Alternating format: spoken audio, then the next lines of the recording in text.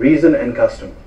This is one of the other, I would say, problems right now we have with the Sharia, in that people think that Sharia and reason are just incompatible.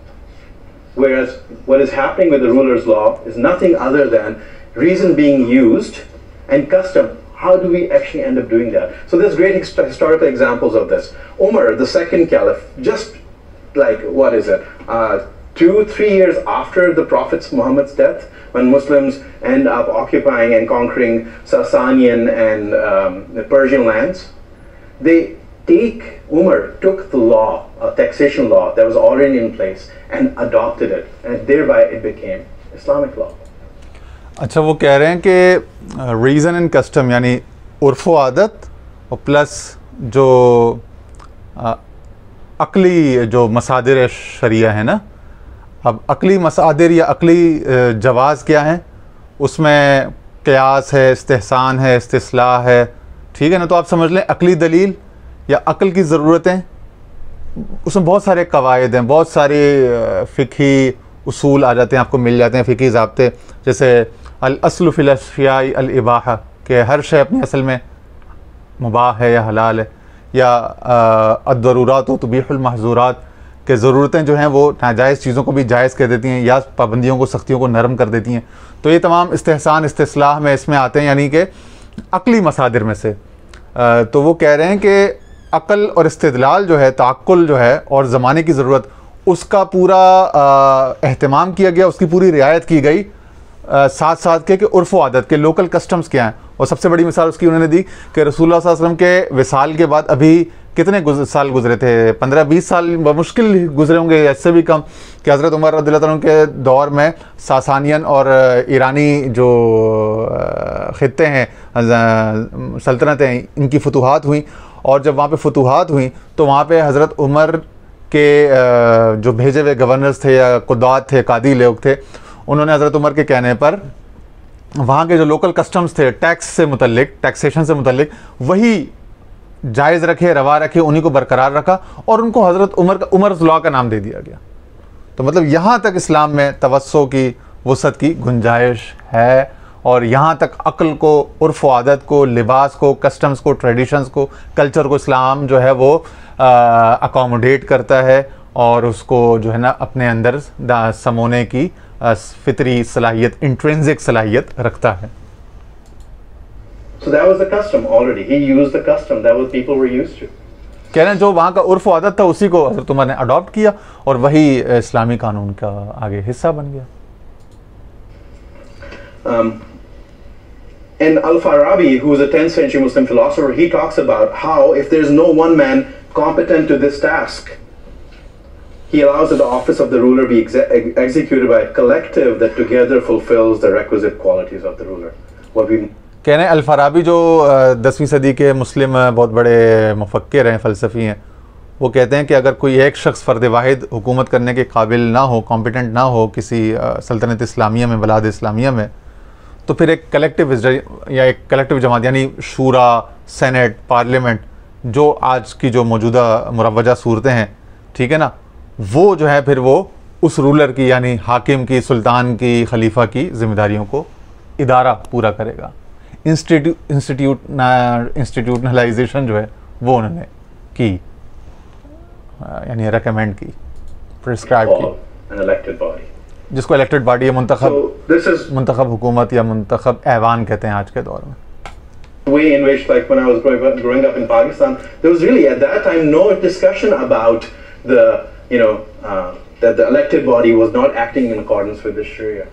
کہہ رہے ہیں کہ جب میں جوان ہو رہا تھا پاکستان میں، یعنی جب میری نوجوانی کی عمر تھی، شاید انہوں نے ضیاء الحق کے زمانے کی بات کر رہے ہیں غالباً 1983 84 85 86 میں، کہ وہ فیڈرل شریعہ کورٹ اور یہ جو شریعت بینچز تھے یہ بڑے پرو ایکٹیو ہوئے، اور جو پاکستانی سوسائٹی میں اس بات کی ضرورت محسوس کی جا رہی تھی کہ جو ہماری اس وقت کی جو بھی باڈیز تھیں، الیکٹڈ نان الیکٹڈ، جو بھی 85 میں الیکشن ہوئے یا جو بھی ہوئے، وہ اسلام کی مطابقت میں نہیں تھے. تو اس حوالے سے اسلامی نظریاتی کونسل یا اس طرح کی چیزیں بڑی تشکیل پائیں، یا اگر پہلے سے موجود تھیں تو بڑی پرو ایکٹیولی وہ یعنی کہ وہ تحریک چلا رہی تھیں. concerns about bringing certain laws in harmony with the spirit of Sharia, but the authority of people, of the elected leaders to make the law was never in question by religious people. کہہ رہے ہیں جو مذہبی طبقہ تھا پاکستان کا وہ یہ ضرور پروپوز کر رہا تھا کہ جو خاص ایسے قوانین ہیں ان کو اسلام کے مطابق زیادہ سے زیادہ ہم آہنگ بنایا جائے، اسلامی روح سے، شریعہ کی روح سے، لیکن جو ایوان ہے، جو جمہوریت کا نظام ہے، اس پر کبھی بھی کوئی سوالیہ نشان کسی مذہبی جماعتیں یا مذہبی لیڈرشپ نے پاکستان میں نہیں اٹھایا تھا. اس پر وہ راضی و متفق تھے. جو مغرب کا جو کنسرن ہے نا بہت بڑا کہ شاید جہاں پہ اسلامائزیشن ہوتی ہے تو وہ پھر شاید وہ یہ جو ادارے ہیں ان اداروں کے وجود کو ہی وہ پھر چاہتے ہیں کہ مٹا دیا جائے اور دنیا میں ایک ڈس آرڈر اور ڈسرپشن کریٹ کیا. تو کہتے ہیں ایسا کچھ نہیں ہے. وہ بھی ان اداروں کے حامی تھے اور انہی اداروں میں الرٹ ہو کے آنا چاہتے تھے اور چاہ رہے تھے اور آ رہے تھے انہی کے تھرو. ٹھیک ہے نا. لیکن یہ ہے کہ وہ چاہتے تھے کہ مخصوص کچھ قوانین ایسے ہیں کہ جن کو اسلام کی روح سے قریب کیے جانا، ہمان کیے جانا ضروری تھا ان کے نزدیک. Debate is of a much more subtle nature. So these quotes are from a great book called What is Islam, which I highly recommend by Shahab Ahmed. یہاں انہوں نے ایک پروفیسر شہاب احمد کی ایک کتاب ہے، اس کو لوگوں کے سامنے کہا ہے کہ اس کو ضرور آپ لوگ پڑھیں. اس حوالے سے The Road to Islam غالباً نام بتایا. It's a really wonderful chapter looking at this. So the historical reality of the Sharia. These are the purposes of divine law or Sharia. According to religious scholars, this is in the text of the religious scholars, protection of religion, life, intellect, lineage, property and honor. کہہ رہے ہیں جو مقاصد شریعہ ہیں تو وہ شریعت ہمارے جو اسلام کے فقہا ہیں، اجل اکابر مجتہدین ائمہ، ان کے نزدیک شریعہ کے 5 بنیادی مقاصد ہیں کہ وہ 5 اشیاء کا یا 5 معاملات کا، امور کا تحفظ چاہتی ہے. اس میں کیا ہے کہ جی انسان کے دین کا تحفظ، جان، مال، نسب اور اس کے آبرو کا، عزت کا تحفظ.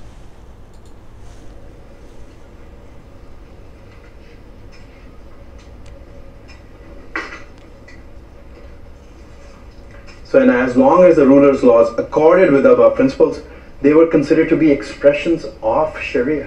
تو کہتے ہیں جب تک کہ جو سلطان ہوتا تھا اور اس کے یا امیر یا خلیفہ ہوتا تھا یا ملک ہوتا تھا، تو جب اس کے قوانین دیے گئے، اس کے دیے گئے قوانین جو تھے، جب تک کہ وہ ان 5 مقاصد کو پورا کرتے تھے تو ان کو بالکل 100% شریعت کے مطابق سمجھا جاتا تھا اسلامی پوری تاریخ میں.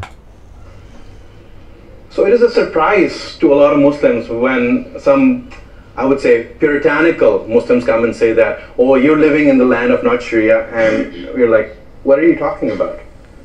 Equality, freedom of speech, all of this stuff, ethical behavior, waving to each other driving on the roads of Vermont, that's the essence of Sharia.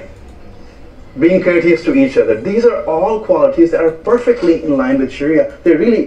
کہتے ہیں کہ آج جب ایک پڑھا لکھا سمجھدار انسان کسی تنگ نظر متعصب خالصتانی قسم کے سکہ بند قسم کے اسلامائزیشن والے ہارڈ کور کسی بندے سے یہ سنتا ہے نا کہ بھائی تم لوگ جو امریکہ یا کسی مغربی جمہوریت میں رہنے والے لوگ، تم لوگ کسی اسلامی یا شرعی زمین میں یا اس پہ ملک میں نہیں رہتے ہو، نظام میں، اور تم بڑے کسی ایسے کفر کے نظام میں رہتے ہو. تو کہتے ہیں ہم لوگ حیران ہوتے ہیں. کہہ رہے بھائی فریڈم، ایکوالٹی اینڈ جسٹس، شخصی آزادی، غلامی کا خاتمہ تو اسلام نے کیا. کوالٹی یعنی مساوات، ٹھیک ہے نا، سوشل اور اکنامک ہر قسم کا سوشل جسٹس. تو freedom, equality and justice, freedom of expression, freedom of religion, equality, justice, اور ایک دوسرے کی طرف ہاتھ ہلانا، سڑکوں پہ آتے جاتے ایک دوسرے کو ہائی کرنا، گریٹ کرنا، گڈ مارننگ گریٹنگز کرنا، یہ سب کیا ہے؟ کہتے ہیں یہ سب اسلامی تو ہے، یہ سب شریعت ہی تو ہے. یہ اور کیا ہے، کیا چیز؟ No incompatibility. کہہ رہے ہیں اس کا شریعت کے ساتھ کوئی اختلاف یا عدم مطابقت نہیں. شریعت یہی چاہتی ہے، یہی چیزیں ہوں. باقی عبادات اور رسومات ہیں وہ ہر فرد کا ایک ذاتی معاملہ ہے. معاشرتی سطح پر، سماج کی سطح پر شریعت انہی معاملات کا تقاضا کرتی ہے. جیسے اوپر 5 گنوائے: جان، مال، عزت، آبرو، نسب کا تحفظ. تو یہ سب کیا ہے؟ یہ سب انسان کی فلاح سے، انسان کی بہبود سے ریلیٹڈ ہے نا، متعلق ہیں. So the ruler's laws are derived using reason. They have to fulfill these purposes. تو کہہ رہے ہیں جو سلطان اسلام کا جو قانون ہے اس کو بھی معقول ہونا چاہیے، عقل میں سمجھ آنے والا اور انسان کے لیے مناسب ہونا چاہیے. استحسان، استصلاح اور یہ تمام جو استصواب، یہ سب چیزیں، تو کہہ رہے ہیں کہ یہ سب چیزیں اس میں دیکھی جائیں گی، تب جا کے وہ شرعی کہلائے گا. اور یعنی کہ اس کو ان 5 مقاصد کی رعایت کرنا لازمی ہوگا. As to do that, they are considered expressions of Sharia, and this has been the historical reality, and this is documented very, very well.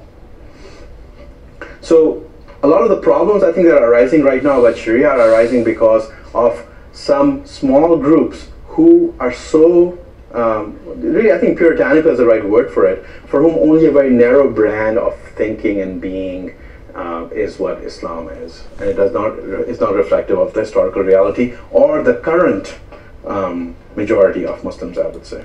تو کہہ رہے ہیں کہ چند مخصوص سخت گیر طبقات جو پرتشدد ہیں یا اپنی رائے میں بڑے متشدد ہیں، اپنے فہم دین جو خاص ان کا ہے جو کہ ناقص ہے اور بلکہ غلط فہمی پر مبنی ہے، سراسر ظلم پر مبنی ہے اسلام کے ساتھ اور اسلام کی بنیادی روح کے ساتھ، تو ان کا کوئی تقاضا یا ان کا پاگل پن جو ہے وہ کسی بھی طرح سے ریفلیکٹیو نہیں ہے کہ مسلم سوسائٹی یا مسلم علماء کی، اسکالرز کی بڑی تعداد بھی ایسا ہی چاہتی ہے. کہہ رہے ہیں بالکل ایسا حقیقت میں ایسا بالکل بھی نہیں، اور تاریخ میں بھی ایسا بالکل نہیں ہمیں ملتا.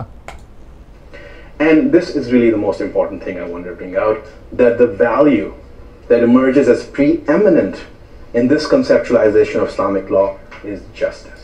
کہہ رہے ہیں ان تمام یہ جو ہم نے تصور آپ کے سامنے پیش کیا، ٹھیک ہے نا، تو اس کا اگر آپ دیکھیں اس کا نخبہ نچوڑ مغز نکالیں تو جو سب سے جو اہم ترین جو کور ویلیو، جو سب سے اہم ترین اور سب سے خاص جو عنصر یا قدر ہمیں نظر آتی ہے اقدار میں سے، وہ ہمیں نظر آتی انصاف.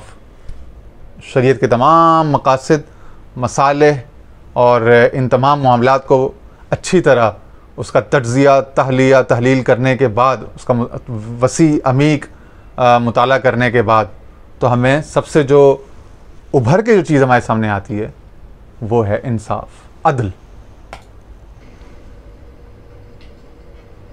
There's a story that I've heard in many Islamic countries, and it's usually told of the great religious authorities. I've heard a version in Turkey and I've heard a version in Pakistan. It goes something like this. کہتے ہیں کہ ایک مسلم معاشروں میں، کہتے ہیں میں نے ترکی میں بھی اور پاکستان میں بھی ایک خاص ایک واقعہ سنا ہے، جو بڑے بڑے علماء نے جو مختلف مغربی یا مشرقی ممالک میں جنہوں نے سفر کیا بکثرت، تو انہوں نے اپنا تجربہ، مشاہدہ، اپنی زندگی بھر کا نچوڑ بتایا. یہ واقعہ میں نے یعنی کہ مغرب میں رہنے والے یعنی ترکی میں رہنے والے مسلمانوں سے بھی سنا، اور ایشیا میں یا مشرق میں رہنے والے مسلمانوں سے بھی یہ واقعہ سنا. X, Y, and Z great religious scholar came to America or went to France or Europe or some other place. کہنے کوئی بہت بڑے علامہ، کوئی بہت بڑی ہستی تھے جو امریکہ گئے، فرانس گئے، کچھ اور ملکوں میں گئے تبلیغ کی اور یہ اس کے نشر و اشاعت اسلام کی نیت سے. And they wrote back saying that in America I saw no Muslims but Islam, and in Turkey I saw many Muslims but no Islam. تو کہتے ہیں انہوں نے کہا کہ میں جب امریکہ گیا تو میں نے جو ہے نا وہاں اسلام ہی اسلام دیکھا، بس یہ کہ مسلمان نہیں نظر آئے یا کم نظر آئے، یعنی مسلمان ذرا کلمہ گو کم تھے لیکن نظام وہاں کا سارا اسلامی دیکھا میں نے. اور کہتے ہیں پھر جب میں ترکی کو استعارہ لیا انہوں نے، یعنی کہ مجازن لیا ہے، مطلب کہ جو اسلام کے جو ممالک ہیں مسلم ممالک، وہاں پہ میں نے دیکھا کہ سارے کلمہ گو تھے، مسلم اکثریت ممالک 90 95 98 99% ان کی جو آبادی تھی وہ مسلمان تھی، مگر اسلام کا 100 میں سے 1% بھی نام و نشان نہیں تھا. یعنی عمل میں، معاشرے میں، سماج میں، اقدار میں، ویلیوز میں اسلام تھا ہی نہیں. You see that? What's going on over there? Yeah. This is the kind of I guess this approach, this sensibility and this sensitivity towards justice is really what informs, I find, the vast majority of Muslim discourses. So that's why we find, I think, in contemporary America as well, that a lot of Muslims are part of social justice movements, but this justice has, takes many different forms and is across the board. تو کہتے ہیں یہی وجہ کہ ہم دیکھتے ہیں کہ مسلمان جو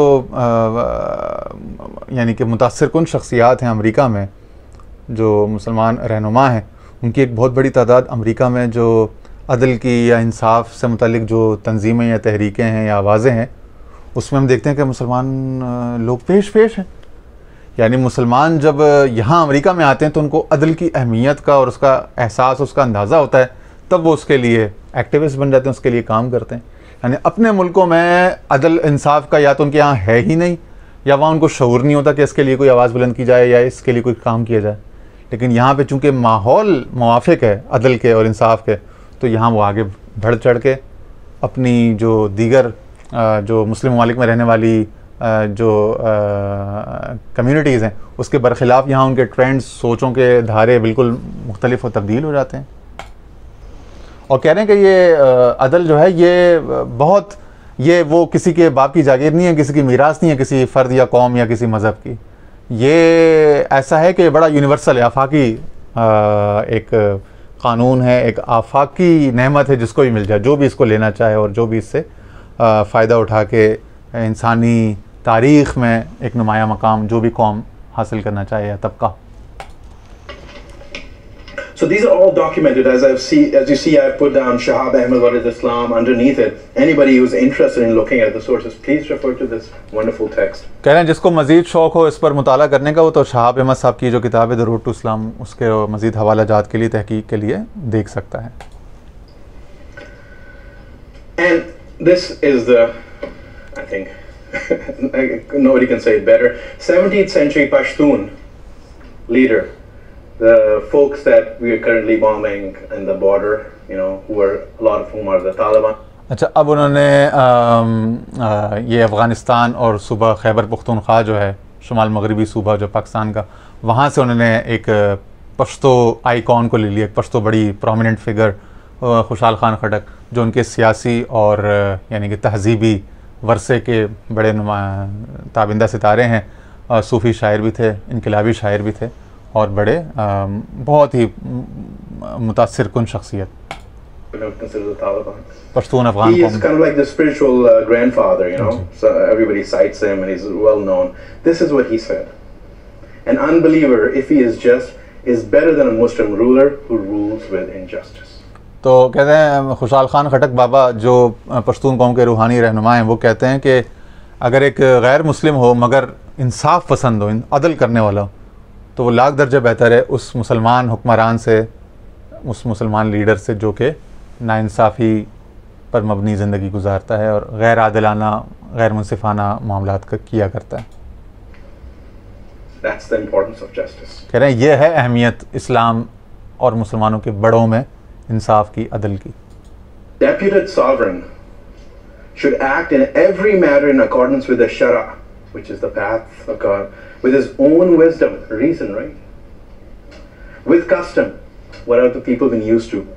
With maintenance of peace and of welfare, so that good redounds to the people. That کہہ رہے ہیں جو بھی منتخب حکمران ہے یا جو بھی مأمور حکمران ہے، منتخب ہو یا غیر منتخب ہو، ٹھیک ہے نا، جو بھی کسی علاقے کا والی ہے، متولی ہے، اس پر یہ لازم ہے، اس پر یہ فریضہ ہے کہ وہ ایسے معاملات کرے کہ شرع کے مطابق، عدل و انصاف کے مطابق لوگوں کو سماجی اور معاشی انصاف ملے، لوگوں کو سکون ملے، حالات میں امن و امان ہو، اور انسان تک خیر، فلاح، منفعت، بہبود کے ثمرات پہنچے. the ultimate purpose of the Sharia. یہی I مقصد think ہے this is why Jesus, looking at him, loved him. Because at the societal level, peace had been established. This one man was doing his part to make sure that the conditions were optimal for people to perfect themselves in the way in which they see fit. کہہ رہے ہیں کہ یہی وجہ تھی حضرت عیسیٰ علیہ السلام نے اس لڑکے کو یہ کہا تھا، جو ہم نے پہلی دوسری قسط میں تفصیل سے ڈسکس کیا تھا. انہوں نے اس لڑکے کو کہا کہ ہاں، مطلب وہ جیزس لکڈ ایٹ ہم اینڈ لوڈ ہم، جیزس اس کی طرف مسکرا کے دیکھا اور خوش ہوئے، کیونکہ وہ سوسائٹل لیول پہ، یعنی حقوق العباد کے لیول پر اس نے تمام تقاضے پورے کیے ہوئے تھے کہ اپنی ذات سے کسی کو بھی شر، گزند، ضرر نہ پہنچانا، سب کو سکون پہنچانا, سب کو تحفظ پہنچانا, اور سب اس سے محفوظ تھے. اور سب تک ایسے حالات اس کے ارد گرد تھے, اس معاشرے میں تھے کہ جس میں امن تھا, تحفظ تھا, اور کوئی عدم تحفظ کا احساس نہیں تھا. ٹھیک ہے نا, لوگ محفوظ تھے اور لوگ اپنی زندگی میں آگے بڑھنے, تعلیم, ترقی کے مواقع حاصل کرنے کے لیے ان کو تمام تر دروازے کھلے ہوئے نظر آتے تھے.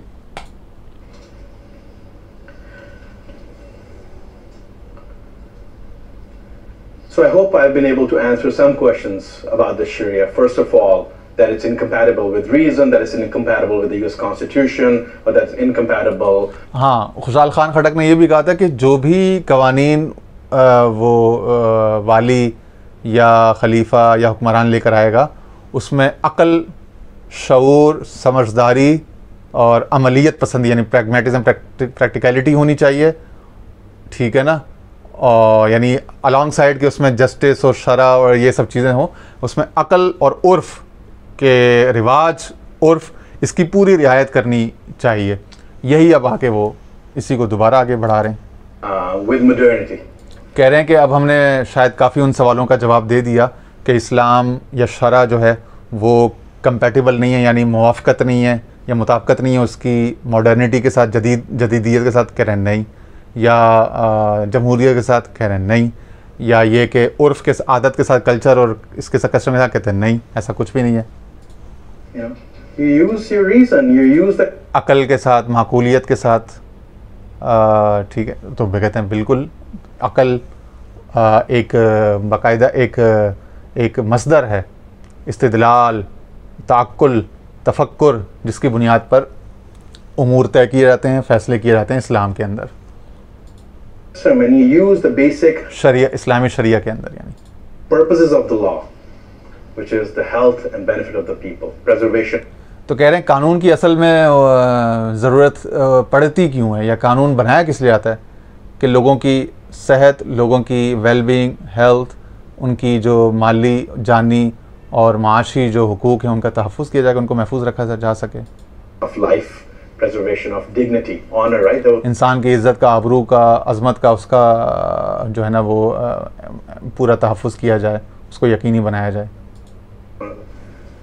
That's where justice comes in. So, so torture would be disallowed under the Sharia. تو کہہ رہے ہیں اذیت دینا, تشدد کسی بھی طرح سے اسلام میں جائز نہیں ہوگا. And here's an interesting fact that modern warfare is illegal according to the Sharia.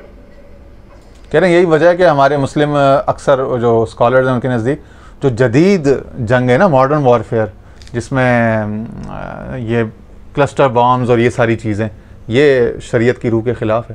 کیونکہ شریعت تو صرف فوج کو فوج سے لڑنے کی اجازت دیتی ہے, عوام پر, بوڑھوں پر, عبادت گاہوں پر, مذہبی لوگوں پر, کسانوں پر, خواتین پر, بچوں پر, مریضوں پر, اسپتالوں پر کسی بھی طرح سے ان کو گزن پہنچانے کی اجازت ہی نہیں دیتی. تو شریعت میں صرف کمبیٹنٹ فورسز سے لڑتی ہیں. متحارب جو فوجیں ہیں وہ متحارب فوجوں سے لڑتی ہیں, دیٹس آل. باقی سویلین جو آبادی ہے اس سے کوئی کسی بھی طرح سے اس کو نقصان پہنچانے کا, اس کو ڈرانے کا, غیر محفوظ کرنے کا, اس کو اسلام کسی بھی شخص کو کسی بھی بہانے سے کسی بھی حال میں اجازت نہیں دیتی شریعہ. Most scholars consider it illegal. It's not the right thing. But a dispensation is there because if your enemy is using that and in order to preserve the sanctity of the community, you have to then use those same weapons, then go ahead and do it. But in terms of the thinking and the purposes that I've outlined over here, the kind of cluster bombs and the kind of indiscriminate kind of weaponry that is present right now, it goes against the spirit of this law. So we have fatwas, and this is very interesting too, that in Iran, up until just 15 or 20 years ago, Iran had not pursued a nuclear weapon. Because strangely, the religious authorities considered nuclear power not to be safe. And they don't like it. So then, as a way of being able to maintain parity, they allowed it. So it's a very strange kind of situation that we find over there. But it's an example of this case. So, how are we doing over here? I think one last thing and then we'll stop. I think I'm going a little bit over, so about 5 more minutes here. This is the last dimension. You lack one thing, Jesus said, right? Go sell all of your possessions and then come and follow me. So اچھا یہاں انہوں نے پھر اس بات کو آخر میں کہہ رہے ہیں کہ اب وقت چونکہ میرے پاس مکمل ہونے والا ہے، 5 منٹ مزید لیتا ہوں، اس کے بعد سوال جواب کا وقفہ سوالات ہوگا. تو کہہ رہے ہیں وہ جو حضرت عیسیٰ علیہ السلام نے کہا تھا کہ بھائی اے لڑکے تمہارے اندر سارا جذبہ سب چیزیں ہیں، لیکن تم ایک چیز تمہارے اندر نہیں ہے، وہ بھی ٹیسٹ کرنی ضروری ہے. وہ یہ ہے کہ جاؤ اپنی ساری چیزیں اللہ کے نام پہ قربان کر دو اگر تم نے خدا کے قرب میں عرفان کی وادی میں جانا ہے. تو اب اس کو کنیکٹ کریں گے حدیث پاک سے. this third dimension of Islam we would call poverty, and this is a saying of the Prophet, poverty is my pride. کہہ رہے ہیں تیسری ایک اور بھی ڈیمینشن، ایک رخ ہے، ایک جہت اسلام کا احسان، اور وہ احسان کا کچھ تعلق خاص جو ہے نا وہ فقر کے ساتھ ہے، فقیری. اور فقر کی ایک حقیقت ہے اور ایک رسم ہے. حقیقت تو یہ تھی کہ حضور علیہ السلام نے فرمایا کہ الفقر فخری، کہ فقر میرا فخر ہے. اور اس کی رسم یہ ہے کہ کچھ بظاہر کچھ معاشی تنگی یا کچھ پریشانی خدا کے رستے میں بندے کو آ سکتی ہے، یہ اس کی رسم ہے، حقیقت نہیں ہے. ٹھیک ہے نا، اس کے باوجود بھی حقیقت مل سکتی ہے، اور بعض اوقات اس کے ساتھ بھی ملا کرتی ہے، اکثر اس کے ساتھ ہوتی ہے عموماً. لیکن اگر یہ نہ ہو تو بھی اس کی حقیقت اپنی جگہ رہ سکتی ہے. اس کو مد نظر رکھیے گا اس بات کو کہ حقیقت الگ ہے، رسم اس کی بسا اوقات یوں ہے کہ کچھ تنگی، کچھ پریشانی مالی ساتھ لگی رہتی ہے. And I've cited a Punjabi poet, Bulle Shah, because as I was thinking about this, and this just happened a couple of days ago, I had not thought about this before, but these verses came to mind. I was like, of course, there you go. تو انہوں نے کچھ پنجابی، کچھ سلطان باہو یا بلے شاہ کا کچھ کلام لیا انہوں نے، عارفانہ کلام اس سے متعلق. It's the same imagery, it's connecting it. Shariat de darwaze uche, the doors of Sharia, tall and wide. شریعت کے دروازے اونچے ہیں اور جی بہت لمبے اور بڑے رستے ہیں جی. ٹھیک ہے. اچھا اس پر مجھے ایک عراقی کا ایک شعر یاد آ گیا. وہ کہتا ہے سنما رہے قلندر سزدار بمن نمائی کہ دراز دور دیدم رہو رسم پارسائی. کہتا ہے اے میرے محبوب، میرے مرشد، مجھے یہ قلندروں کے یہ جو جذب و مستی کا رستہ نا، اس کے طریق پر سے لے چل، فریقی فقیری، کہ وہ یہ جو زہد و تقویٰ کا اور شرعی احکام کو پورے بجا لانے کا جو رستہ ہے نا، رہو رسم پارسائی، یہ مجھے بہت لمبا اور بہت دور لگتا ہے. اس میں مجھے منزل بہت دور لگتی ہے، مجھ سے نہیں ہو سکے گا اتنا لمبا، اتنا ٹھیک ہے نا، اتنا طویل رستہ میں نہیں طے کر سکوں گا، نہ اتنے آداب بجا لاؤں گا، اتنے معاملات کا میں رعایت نہیں کر سکوں گا. تو مجھے بس یہ جذب و مستی اور دیوانگی کی راہ پہ اپنے ساتھ ڈال دے تاکہ میں جلدی میں مطلوب مقصود تک پہنچ جاؤں. راہ فکردہ موری ہو، راہ فکردہ موری ہو، یعنی فقر کا رستہ جو ہے وہ جو کہہ رہے تھے نا شروع میں، نیرو ہول یا نیڈل کا جو ہیڈ ہے جس میں سے دھاگا گزارنا، تو سوئی کے ناکے میں سے دھاگے گزارنا، یعنی ایسی پتلی چھوٹی سوراخ جیسی راہ ہے، بہت تنگ راہ ہے جس فقر کی، جس سے زیادہ لوگ گزر نہیں پاتے. path of poverty, a narrow hole, the eye of the needle, right? I of the The path needle, of وہی poverty. سوئی کا ناکا جو ہے، جو شروع میں ہم نے ڈسکس کیا تھا 2-3 قسطوں میں. A narrow hole. They don't let the learned doctors pass. Those who are laden with their books and their wisdom and what they think they have, their mind. تو کہہ رہے ہیں یہ جو بہت زیادہ کتابی کیڑے ہوتے ہیں نا اقبال کا شعر یاد آ گیا. وہ کہتا ہے کہ قلندر جز 2 حرف لا الہ، یہ 2 حرف ہے نا، لا الہ، قلندر جز 2 حرف لا الہ کچھ نہیں رکھتا، فقیہ شہر قاروں ہے لغت ہائے حجازی کا. مگر جو یہ ظاہری علم والے ہوتے ہیں وہ قارون کی طرح انہوں نے 100 اونٹ جو ہے نا وہ 10,000 کتابوں کے لغتوں کے عربی اپنے پاس رکھے ہوتے ہیں. فقہ کی لغت الگ، فلانے کی الگ، اس کی الگ، اس کی الگ، تاج العروس الگ، فلانا الگ، فلانی میزان الگ، فلانی لسان الگ، یعنی اتنی ساری لغتیں، اتنی ساری پیش در پیش، پے در پے جو ہے نا لفظوں کے معنی، مترادفات اور تواتو اور تواتی اور خاص عام اور یہ ساری بحثیں ہوتی ہیں لفظوں کی. تو گورکھ دندے ہیں، لفظی گورکھ دندے. ٹھیک ہے نا. تو کہہ رہے ہیں کہ وہ یہ جو لوگ جو کتابوں سے، لفظوں سے، ان سے بھرے ہوئے ہوتے ہیں نا، اپنے عقلی علوم سے، فلسفیانہ فکری ان سے، تجربی فکریاتی تفکراتی علوم، یہ خدا کے عرفان کی وادیوں میں ان کا داخلہ ذرا مشکل ہو جاتا ہے، کیونکہ وہاں پہ بہت اپنا بہت سی شے کا نفی کر کے، بہت سا بیگیج چھوڑ کے آنا پڑتا ہے نا، بہت کچھ خالی ہو کے آنا پڑتا ہے وہاں. Is so full. You're talking about that domain, right? They don't. تو جو بہت زیادہ فلسفے افکار سے نظریات سے اقوال سے بھرا ہوا ہو تو وہ یہ فقر کی جو یہ تنگ سوراخ ہے موری ہے اس سے اس کا گزرنا ذرا مشکل ہو جاتا ہے. اتنا سامان لے کے وہاں سے جا نہیں سکتا نا. اس کے ہاں بالکل خالی ہو جائے تو پھر چھوٹے سا اس میں سے گزر جائے گا اگر کچھ نہ ہوگا اس کے پاس تو. The learned doctors pass. Whoever passes through goes like a thief. You know, thieves used to make little holes in the walls on the side, and then kind of, you had to kind of. تو کہتے ہیں جس کو بھی اس سے گزرنا ہو تو اس کو بڑی ٹیکٹفلی بڑا آرٹسٹیکلی جو ہے نا وہ اپنے لیے راہ نکال کے جانا پڑتا ہے. کوئی معین کوئی راہ بلکہ ہے بھی نہیں تو راہ بنانی پڑتی ہے. راہ کھودنے پر بڑی محنت کرنی پڑتی ہے. جس طرح چور لوگ محنت کرتے ہیں کسی خزانے تک پہنچنے کے لیے سرنگیں بناتے ہیں اس طرح خدا کے خزانے تک پہنچنے کے لیے بھی بڑا نقب لگانا بڑی نقب زنی بڑی محنت کی اور بڑا یعنی راہ کھودنے اور راہ نکالنے پر بڑا توجہ اور بڑی صرف کرنی پڑتی ہے صلاحیت اہلیت. Put yourselves through.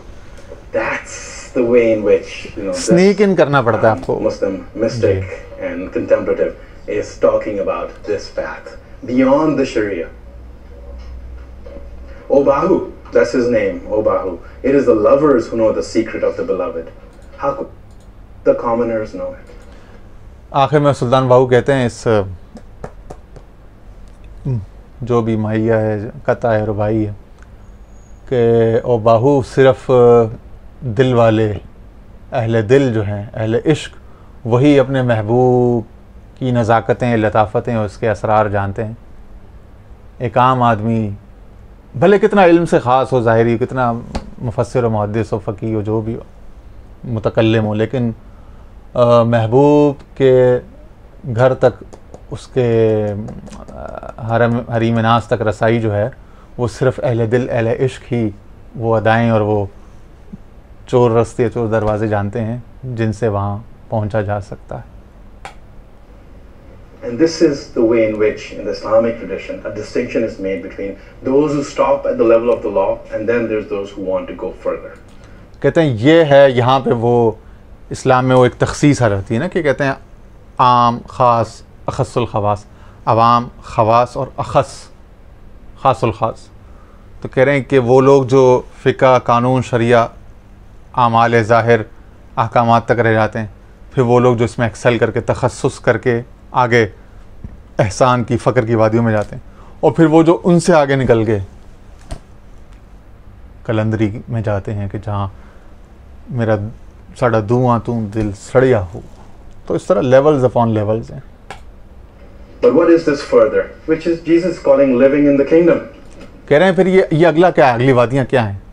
کہتے ہیں اگلی وادیاں وہی ہیں جس کو حضرت عیسیٰ علیہ السلام نے کہا کہ living in the kingdom of God خدا کے حرم میں اس کے قرب میں اس کے عرفان میں اس کی ملا میں الملأ الاعلیٰ میں رہنا وہاں کا ہو جانا ناسوتی ہو کے ملکوتی اور پھر جبروتی اور لاہوتی ہو جانا. تو وہ جبروت اور لاہوت کے جو احوال ہیں ہمارے مسلم صوفیزم میں اس کو انہوں نے کہا تھا کہ وہ kingdom of God. An Islamic word for that is doing the beautiful or ihsan, which comes from husn, doing the beautiful, just like tawheed, you know, making it one, doing the beautiful. And the اور جس طرح توحید تھا کہ ایک کرنا ایک بنانا جس طرح احسان ہے کہ خوبصورت کر کے پیش کرنا خوبصورت کر کے حسن کے ساتھ احسان بہت اعلیٰ حسن حسین خوبصورت چیز پیش کرنا خدا کے بارگاہ. اس کے متعلق ایک حدیث بھی ہے احسان سے متعلق اب وہ سنائیں گے. حدیث جبرائیل حدیث احسان صحیح بخاری میں مسلم میں ہم نے شروع میں ریفرنس بھی دیا تھا پہلے یا دوسرے اس کے ایپیسوڈ میں آپ چیک کر لیجئے گا. described it in one of his hadith as it is to worship God as if you see him. ان تعبد اللہ کأنک تراہ کہ خدا کی عبادت اس طرح کر کہ جیسے تو اس کو دیکھ رہا ہے. Because he is with you wherever you are. وَهُوَ مَعَكُمْ أَيْنَمَا كُنْتُمْ وہ کہتا ہے تم جہاں بھی ہو میں تمہارے ساتھ وہ تمہارے ساتھ ہے. Have to practice it. So this living in the کہہ رہے ہیں تمہیں اس کی مشق کرنی پڑے گی کہ اس کو خود کے ساتھ رکھنا خود کے ساتھ دیکھنا پڑے گا. or to go through that narrow hole, the eye of. تو یہ کہتے ہیں یہ اتنا ہی باریک بینی کا کام ہے، لطافت کا لطیف کام ہے. ویسے ان کا نام بھی عامر لطیف ہے. تو بڑی لطیف باتیں کرتے ہیں، یہ لطافت کی باتیں کرتے ہیں. اللہ تعالیٰ نے اس میں بامسمہ بنایا، تو وہ اسی باریک لطیف سوراخ میں سے گزر کے جانا. Is to make sure that you are with him wherever you are. That's the path. And to be in the presence, when you say to worship God as if you see him, is to be in the presence of God. You are seeing God through your imaginal eye. لیکن وہ کہا کأنک تراہ، گویا کہ تو اس کو دیکھ رہے، تو اپنی تصور کی آنکھ سے اس کو دیکھنا، محسوس کرنا، پاس محسوس کرنا، قریب دیکھنا.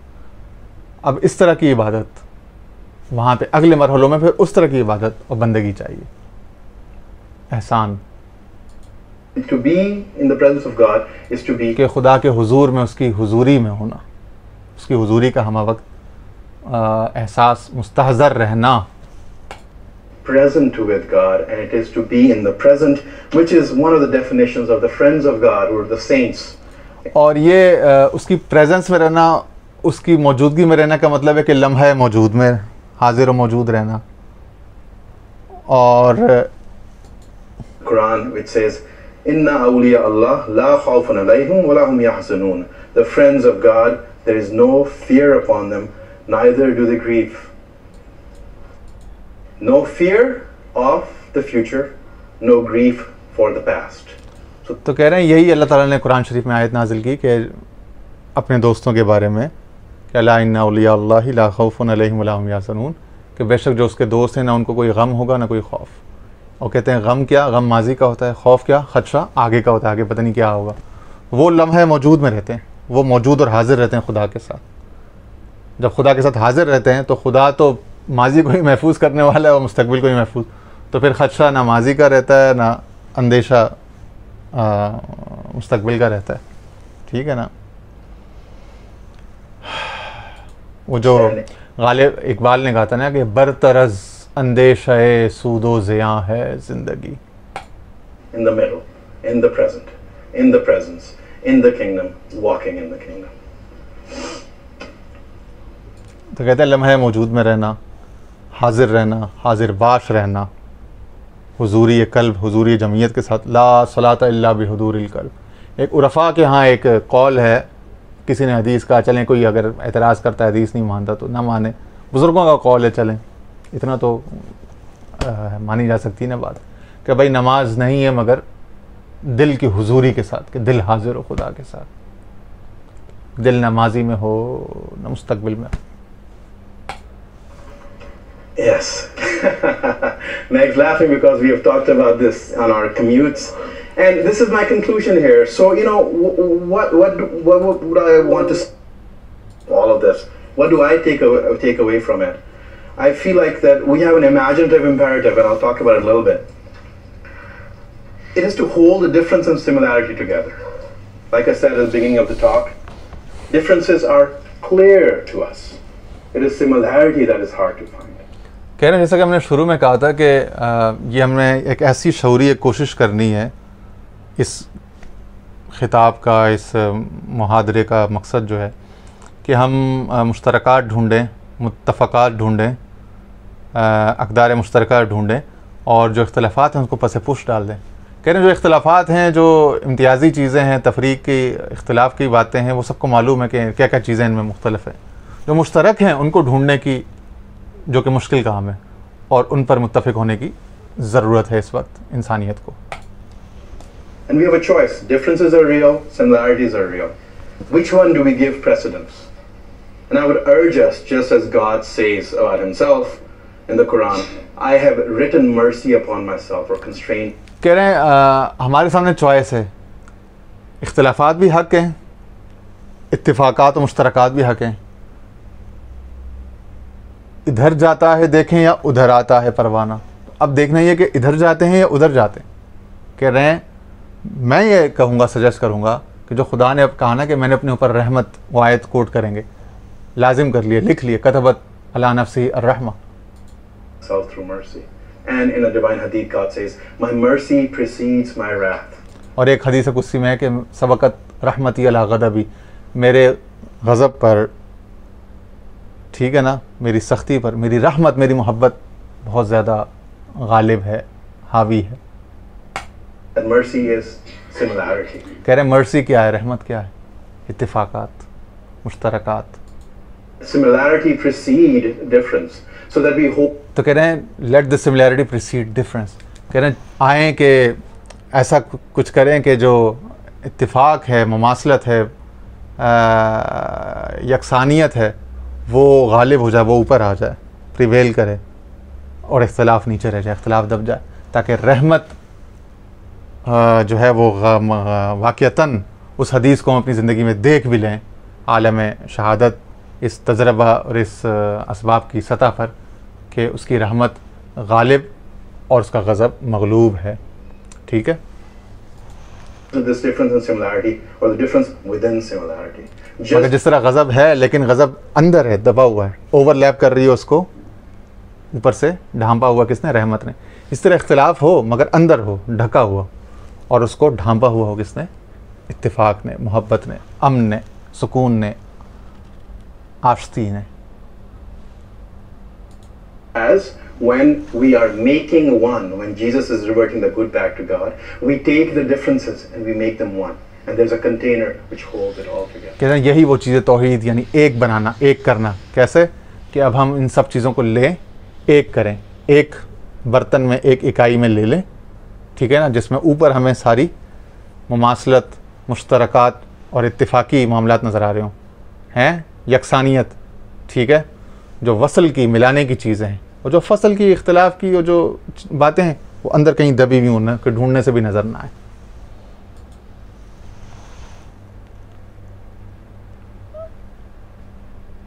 بس یہاں پہ ان کی آواز ختم ہو گئی، 1-2 منٹ رہ گئے تھے، اور شاید یہ اللہ تعالیٰ کی طرف سے ایک سائن ہے کہ یہیں پہ اس بات کو ختم کر دیا جائے. وآخر دعوانا ان الحمد للہ رب العالمین.